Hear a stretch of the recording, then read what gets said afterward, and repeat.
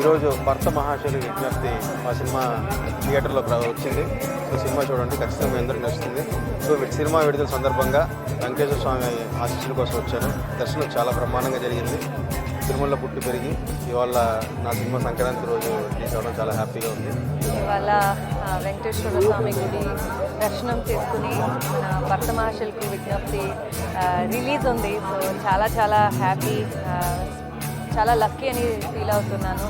ఇవాళ ఈ special day, ఈ స్పెషల్ రోజు మనం దర్శనం తీసుకున్నాము. చాలా బాగా జరిగింది. Thank you. అందరూ వెళ్ళి సినిమా చూడండి 13th of January. Thank you.